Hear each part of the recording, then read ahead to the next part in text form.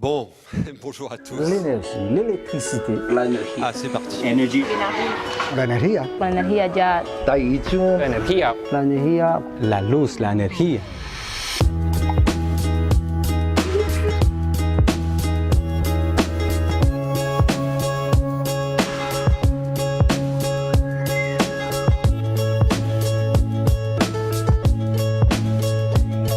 Lo que nosotros estamos pretendiendo hacer es generar nuestra propia energía. Imagínese usted que allá en Peñuelas montan una finca de paneles fotovoltaicos, una empresa, la relación económica sigue siendo la misma, de dependencia y donde el beneficio económico se lo lleva a otro. それ市民共同発電所と一緒に並行してやろうって言ってこの柵で境になってる100キロワットの方は農民連の経営なんです。 We spent about a year just doing field surveys and going and talking to people. This group then gets the decision-making powers and they have control over these funds. Un tema importante que va relacionado con esta visión de la fuente renovable de energía es la participación popular en la toma de decisiones. O esas decisiones que tomamos no las tomamos personalmente, sino que la tomamos por medio de una asamblea, o sea, una reunión, en donde nos reunimos todos, la autoridad, los líderes, los docentes, las mujeres. Ahí vamos a tener fijo nuestra luz y no la vamos a pagar muy cara porque ya la luz solar o la hidroeléctrica o la de viento podemos hacer.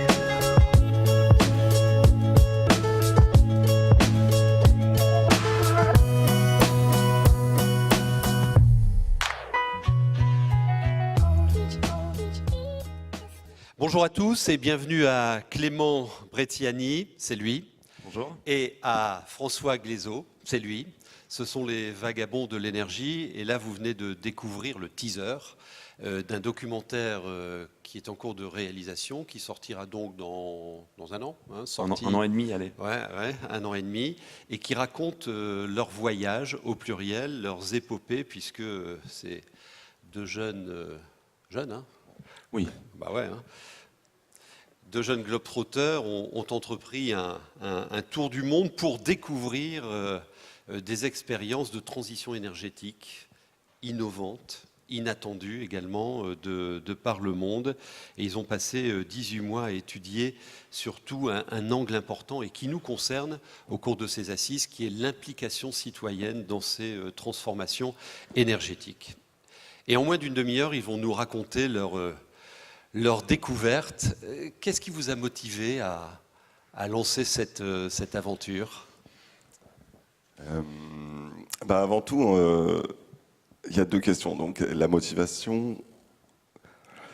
Et pourquoi de la démarche ? Alors, la démarche peut-être d'abord avec vous. Ça marche. La démarche des vagabonds de l'énergie, c'est d'aller explorer le monde et c'est de faire un petit peu un pas de côté, d'essayer... on va dire de s'aérer l'esprit en allant chercher des sociétés dans lesquelles on n'a pas l'habitude de vivre, sortir un petit peu de sa bulle habituelle et aussi avoir un petit peu un regard neuf, presque naïf, j'ai envie de dire, sur des situations qu'on va rencontrer, qu'on a envie d'étudier, qui nous intéressent, qui sont liées à la transition énergétique et vraiment d'arriver avec un œil nouveau, de trouver des nouvelles façons de faire liées aux différentes cultures qu'on peut trouver. Alors, l'œil nouveau, lui, était quand même conseiller... sur un espace info-énergie en France, oui. En Normandie, oui. C'est ça. Et vous, charpentier ? C'est ça, j'ai un parcours très différent, ouais. J'étais plutôt dans le bâtiment. Alors, mais différent, pas que, hein, parce que le bâtiment vous rassemble bien évidemment, et on en parle beaucoup aussi au cours de ces assises. Donc un nouveau regard sur tout ce qui se passe dans le monde. Et il y a des pépites, hein, il y a des choses... étonnante. Ça, c'est le pourquoi de la démarche. Et vos motivations, alors ? Merci.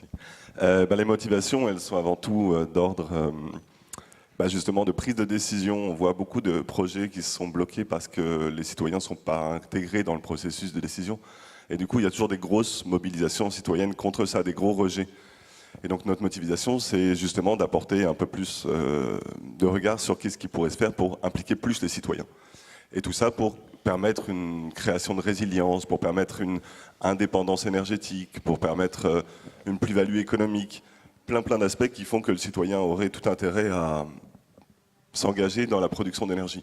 C'est au cœur des problématiques, des sujets qu'on explore dans ces assises. Et c'est vrai que depuis, elles ont 20 ans cette année, depuis 3-4 ans, j'allais dire seulement, depuis 3-4 ans, on essaie de comprendre les conditions de l'implication citoyenne. Et hier, à l'ouverture, il a été dit, mais on franchit des pas, on va au-delà de l'implication, on doit aller au niveau des contributions. Et les initiatives ne doivent pas être des applications de décisions d'État, mais elles doivent partir de la base. C'est ce que vous avez découvert, ça se sent, et ça va peut-être plus vite ailleurs qu'ici, je sais pas, qu'est-ce que... Ah, ça va pas plus vite. Ça va pas plus vite. Non, ça reste encore des initiatives qui sont assez isolées. D'accord. Mais oui, on remarque cette même envie, cette même soif de participer à son quotidien, à sa construction. Et donc dans plein de pays qui ne sont pas forcément aussi développés qu'en Europe, il y a des initiatives de ce genre qui émergent. Ouais. Tiens, tout de suite, alors on va regarder quelques exemples d'ailleurs et d'ici, mais juste avant, le truc sur ces 18 mois, l'un et l'autre, qui vous a le plus frappé, choqué positivement, qu'est-ce qui vous vient en tête? Un truc de dingue. Les différences culturelles. À chaque pays, c'était tout le temps une nouvelle claque culturelle, une nouvelle immersion dans des rapports différents, dans des relations différentes. Alors que, par exemple, dans les Caraïbes, les îles peuvent être espacées de 100 km à peine.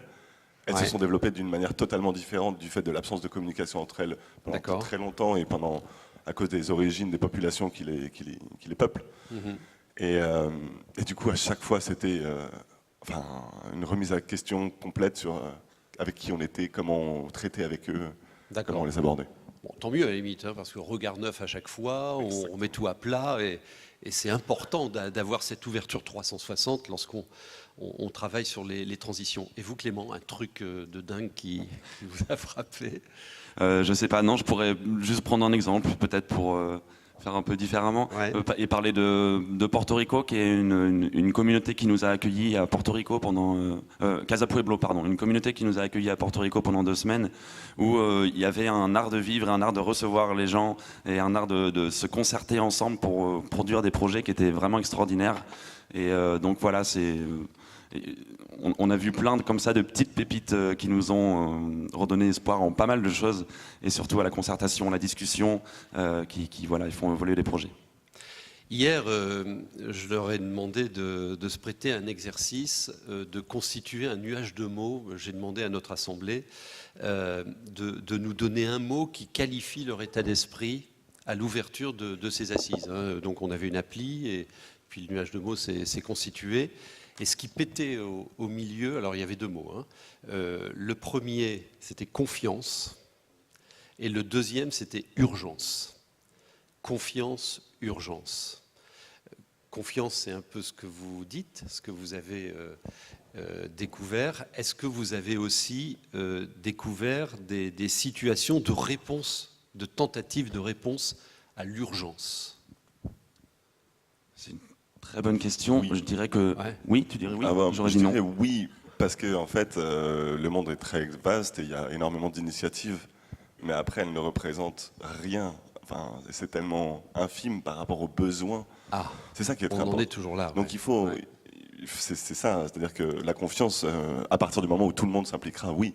D'accord. Mais là, c'est l'urgence qui prime. D'accord, on est d'accord. Et moi, je dirais non, parce que l'urgence, dans bien des communautés dans le monde, c'est pas du tout la crise énergétique, c'est pas du tout le réchauffement climatique, c'est plutôt l'urgence quotidienne de se trouver un métier, de trouver de la nourriture, d'avoir un toit où dormir, d'avoir un espace social où on peut parler avec ses voisins. Donc l'urgence, elle est pour nous le réchauffement climatique, mais pour la majorité de la population dans le monde, c'est pas ça du tout. Ouais, et puis il y a toujours ce grand écart entre fin du monde et fin de mois, quoi. Exactement. Ok. Alors, je leur ai demandé de nous sortir de ces pépites deux exemples qu'on va un peu décortiquer avec vous, de ce que vous avez vu ailleurs. Et puis, je leur ai aussi demandé de nous amener un exemple de ce qu'ils ont vu ici.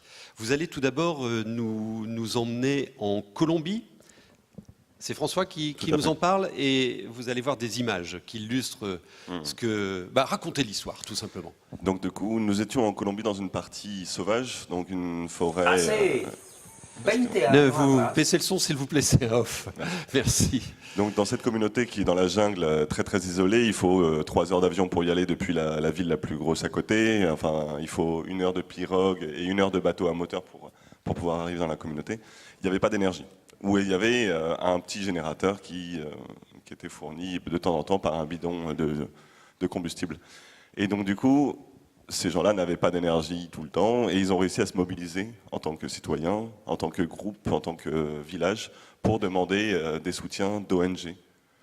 Et l'ONG est venue sur place, a écouté leurs besoins et a su y répondre d'une manière qui a rentré dans leur potentiel local d'énergie. Ils vivaient avec la rivière, c'est leur seul moyen de vie. Et l'ONG a réussi à poser une toute petite centrale hydroélectrique pour eux, et ce qui répondait à leurs besoins. Et donc c'était vraiment très intéressant de voir qu'il y avait une concertation, une réflexion sur quels sont les besoins, quel est le potentiel, et surtout quelle est la demande, et d'y répondre intelligemment. Donc ça, c'était très intelligent. Et après, donc l'ONG a donné à la communauté les moyens, la centrale, en les laissant gérer. Donc c'est aussi très intéressant. Du coup, ça devient un problème du village. Donc ils en reparlent tous les 2 semaines. Il y a une réunion en plénière où tout le monde est invité, tout le village, les phares. C'est leur projet. C'est leur projet.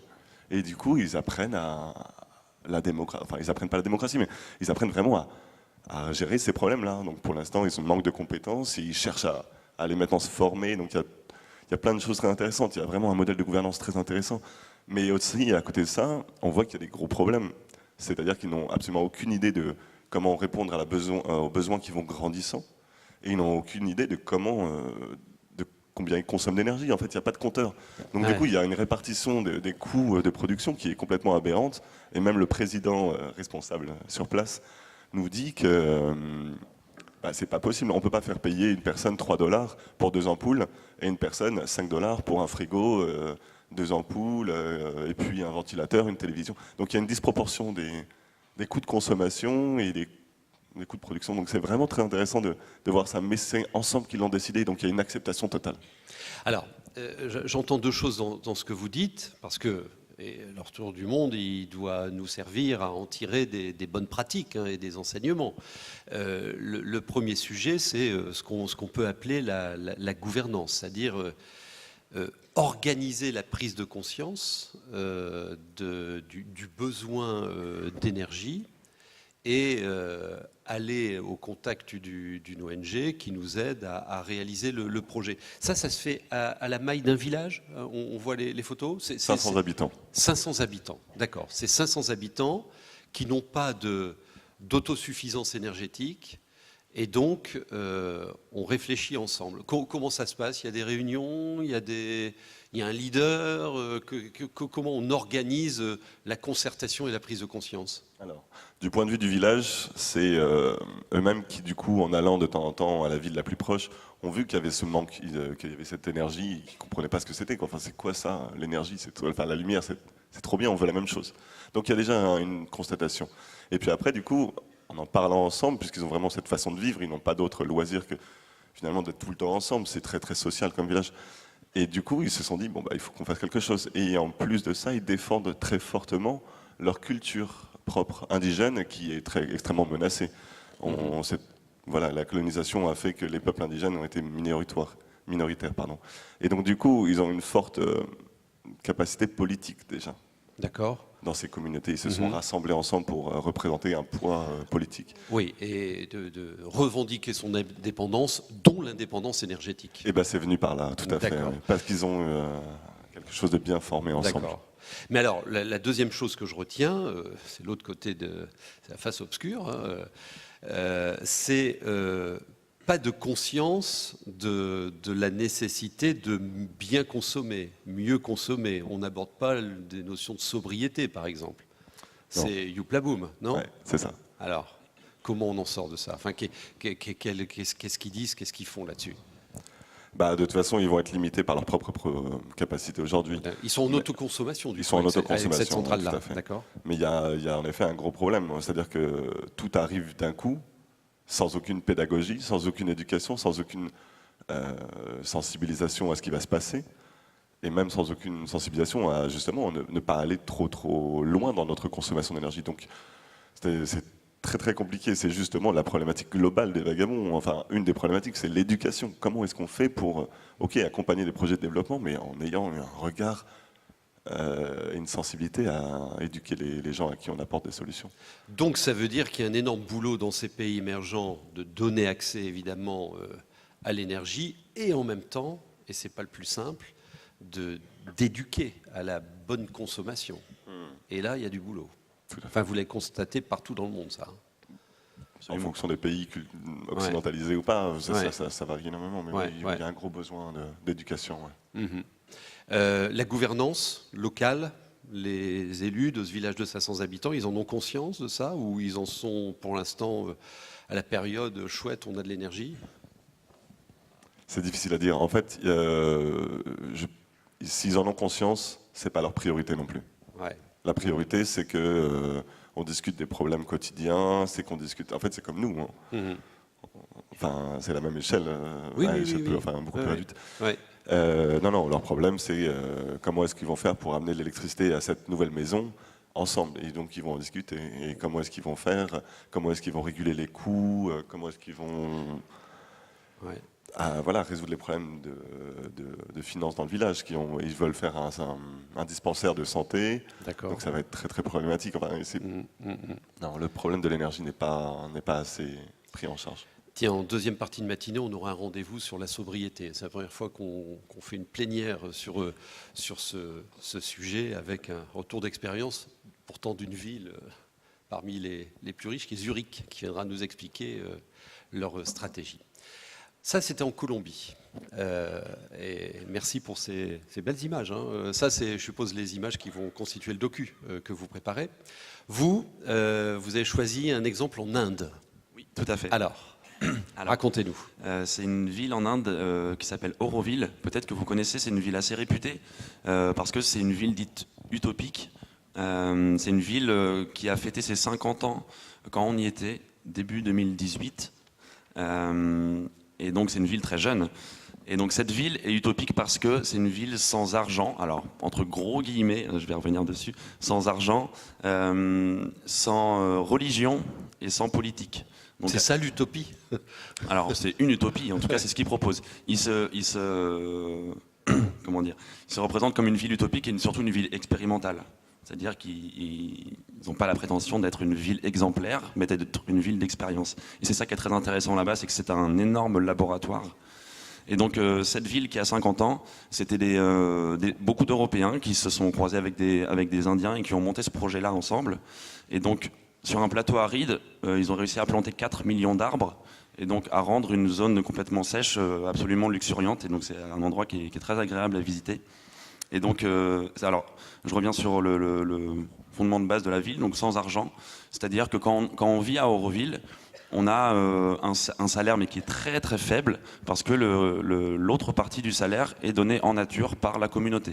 D'accord. C'est-à-dire que l'éducation est gratuite, la santé est gratuite, l'accès à la culture est gratuit, etc. Donc tous les besoins de base sont donnés gratuitement à tout le monde. Et donc, peu importe le métier, chacun a les mêmes services qui leur sont rendus par la communauté. Dont l'énergie, alors? Dont l'énergie, absolument. D'accord. Ouais, l'énergie mais gratuite. il y a des chefs? Alors c'est très compliqué et donc justement c'est assez intéressant quand on s'est promené et qu'on demandait aux personnes mais qui sont les responsables d'Auroville. Beaucoup d'Aurovilliens nous ont répondu ah bah ça c'est une bonne question, on aimerait bien le savoir aussi parce qu'on a 2 mots à leur dire.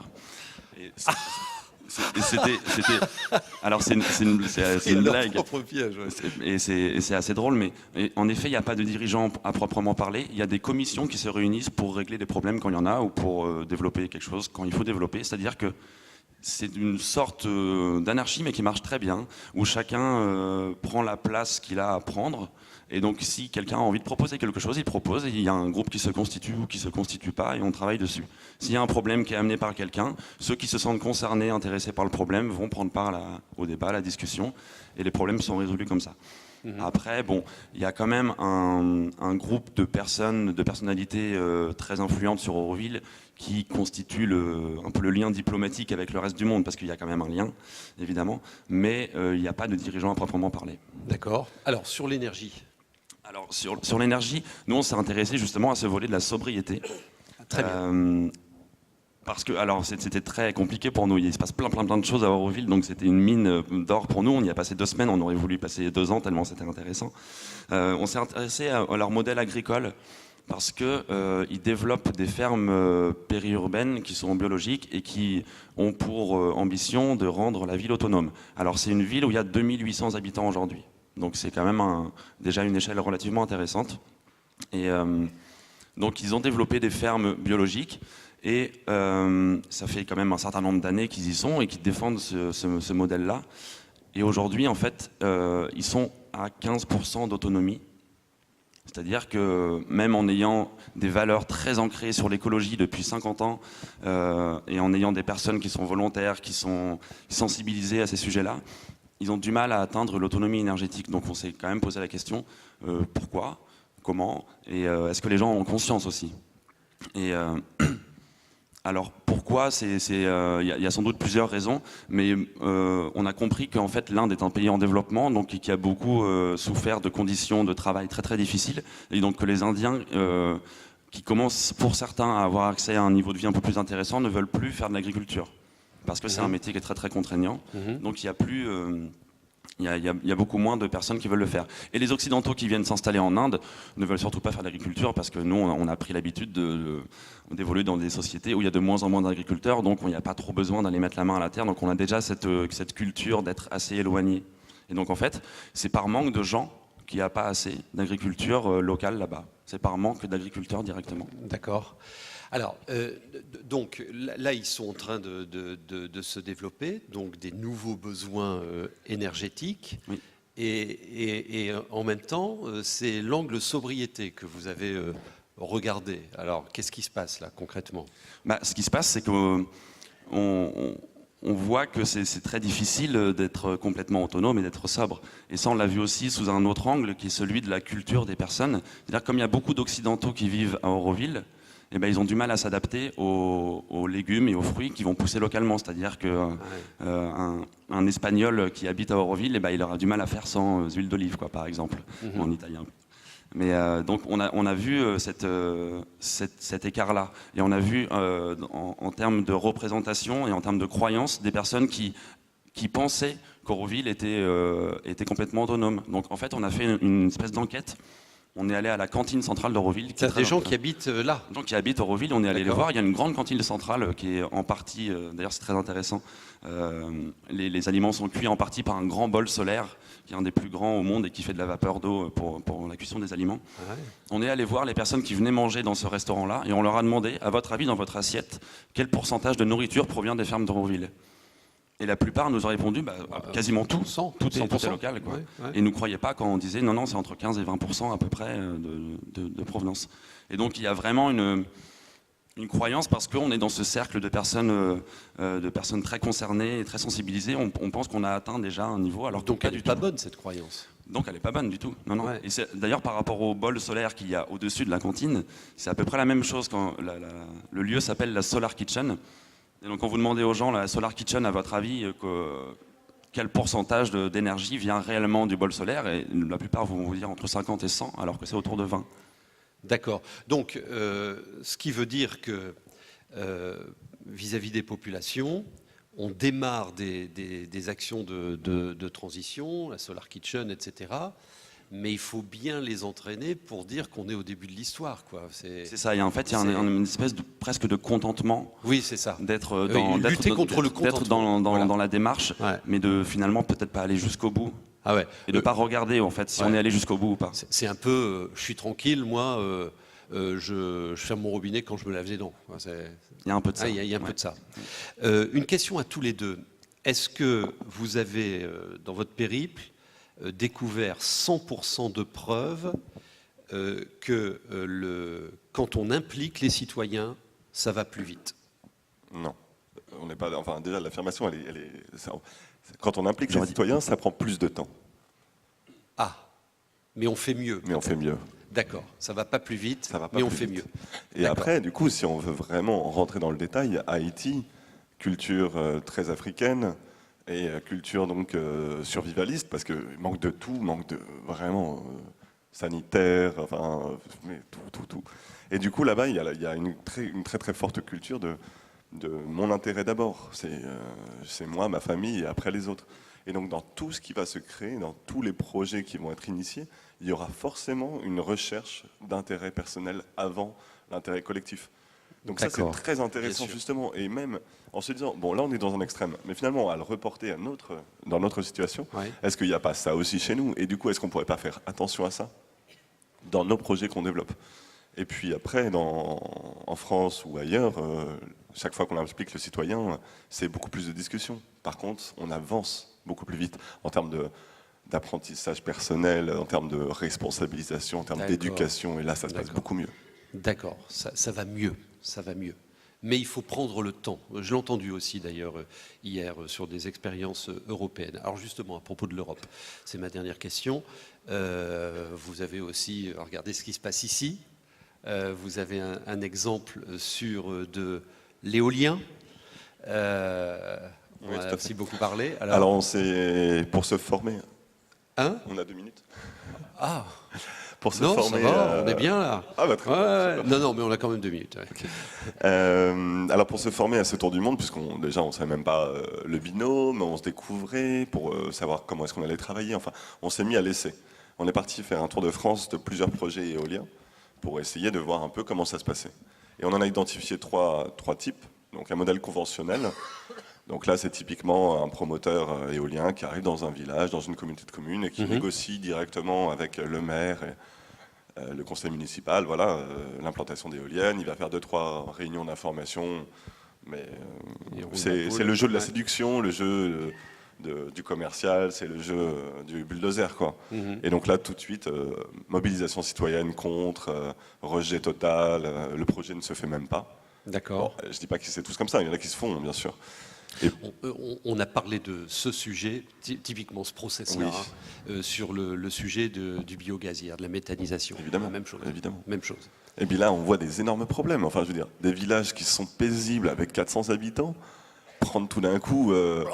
ouais, voilà, et puis 2 villages qui s'affrontent, des gros stress, des grosses situations difficiles, vraiment.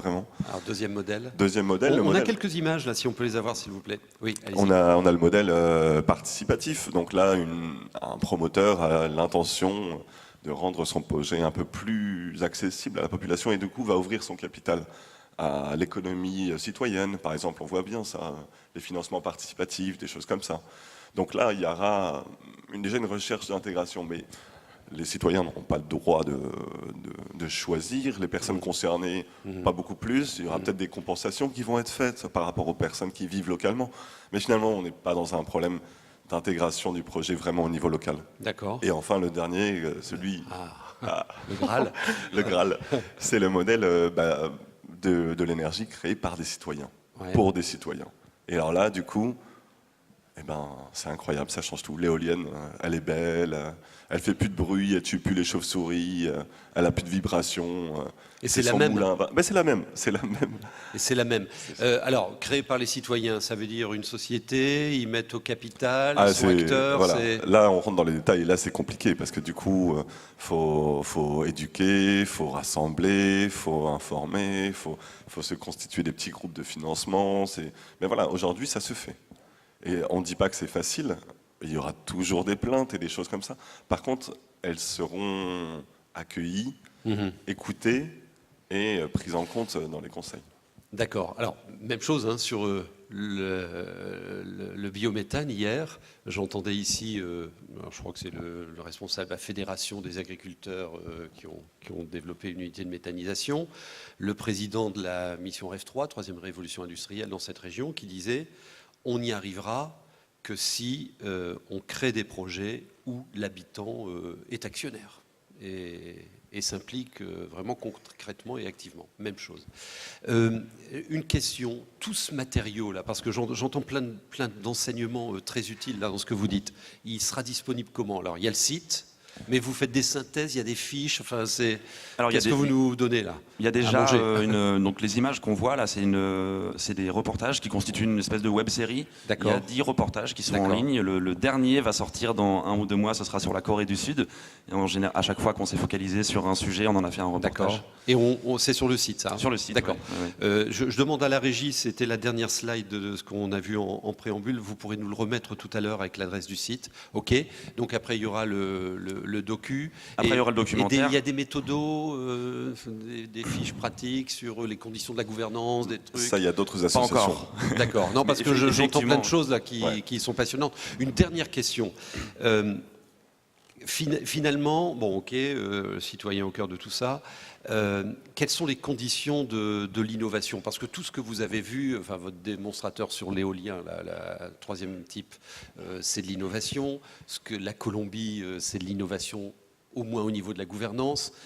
Les conditions d'une bonne et saine et efficace innovation, c'est quoi? Ce serait, je dirais, donner de l'espace aux citoyens et faciliter l'émergence de ce genre de projet. Donc ce serait, oui, au niveau politique local, ouvrir un espace qui permette vraiment d'accompagner cette démarche et en facilitant tout ça, en mettant les acteurs autour de la table et en essayant de discuter. Et l'objectif dans tout ça, ça pourrait être que le citoyen pourrait devenir un peu le maître d'ouvrage de sa production d'énergie. Et c'est un peu ce qui se passe déjà dans certains projets citoyens, c'est-à-dire où autour de la table, il y a des citoyens, des entreprises, des collectivités, et puis ensemble, on crée un projet d'énergie, on crée une société coopérative, et donc tout le financement est un financement territorial. D'accord. Et donc les bénéfices, derrière, on revienne au territoire. Et donc l'entreprise qui va installer des éoliennes ne devient plus qu'un prestataire en fait du citoyen. Mais c'est le citoyen qui décide. Le business, c'est le citoyen. Ouais. Voilà, Ouais, très vite. Voilà, en fait, l'idée, c'est la décentralisation. On s'est bien rendu compte qu'on en avait marre, que beaucoup de gens commencent à en avoir marre de la centralisation de l'énergie. Beaucoup de gens sont contre le nucléaire, contre le fossile.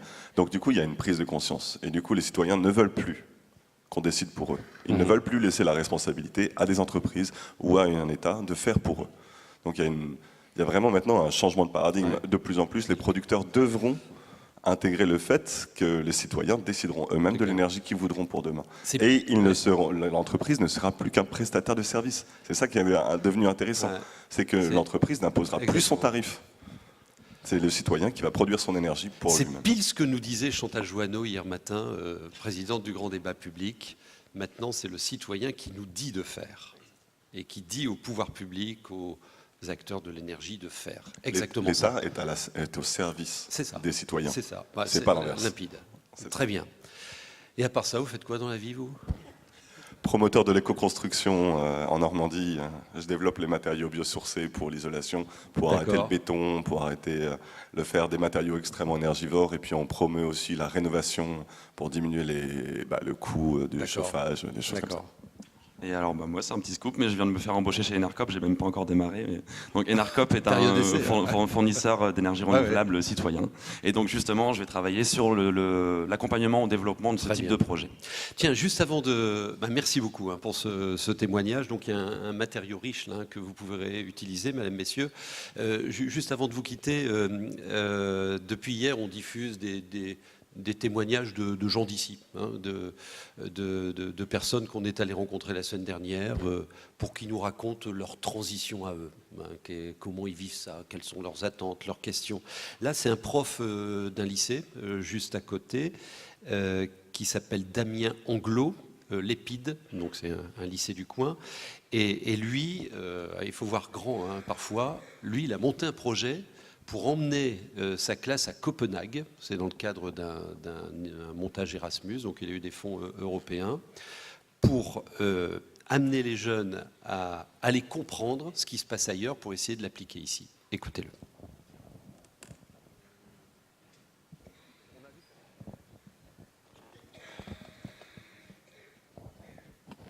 Il va arriver. Ça ne saurait tarder. La transition énergétique, pour moi, ça représente une évidence, une nécessité évidente. Personnellement, oui, j'ai des panneaux photovoltaïques sur ma maison, je roule électrique. On a vu cette problématique arriver dans nos formations, alors, aussi bien en formation bac, pour des bacs par exemple donc, qui auparavant avaient une dénomination industrielle, maintenant ont une dénomination qui est bac STI 2D, donc 2D comme développement durable, et même chose au niveau post-bac, puisque là aussi, l'industrie se préoccupe de cela. Donc dans les soutenances de stage que je suis amené à faire préparer, cette dynamique est présente. Donc j'ai à l'enseigner, j'ai à la comprendre et à la partager avec les élèves. Chaque année, j'emmène des élèves de seconde, les primo-entrants donc, du lycée, faire un voyage qu'on appelle pédagogique et culturel. Donc si on considère le développement durable comme l'homme dans un écosystème culturel et naturel, on peut ouvrir ça, pas seulement à des notions d'histoire, de sciences, mais on peut ouvrir vraiment la réflexion à des choses beaucoup plus larges, comme ici, comment des hommes habitent une ville, comment ils se considèrent comme faisant partie d'un écosystème global. Alors, cette année, il y a 58 jeunes qui vont partir donc, avec mon équipe à Copenhague. Et le développement durable et la transition énergétique, c'est vraiment le thème prioritaire cette année du voyage. Je veux que mes jeunes s'imaginent travaillant dans un monde où le développement durable est devenu une réalité. Et aussi une dimension personnelle, c'est-à-dire qu'ils découvrent d'autres modes de vie, d'autres façons de se déplacer, de se nourrir, de se distraire, enfin de vivre tout simplement dans une ville où le développement durable est omniprésent. Il y a 4 ans, je suis déjà allé à Copenhague. J'ai fait beaucoup de voyages scolaires dans mes 30 ans de vie de prof. C'est la seule fois où dans un voyage, j'ai entendu des jeunes dire « je veux vivre ici et je veux travailler comme ça et je veux vivre comme ça » en rencontrant des Danois. Je n'ai jamais eu la même réaction, vous voyez, à Venise, à Rome ou dans des lieux pourtant très prestigieux. Bah ouais, il y a pire, hein. Vous êtes allé en Europe du Nord ? Non, mais on va peut-être le faire parce qu'on a encore des parties qu'on aimerait tourner pour le documentaire, et donc notamment, pourquoi pas par là-bas. Bon prochain voyage alors. Merci beaucoup, merci à vous. Merci à vous. Merci, on peut vous applaudir.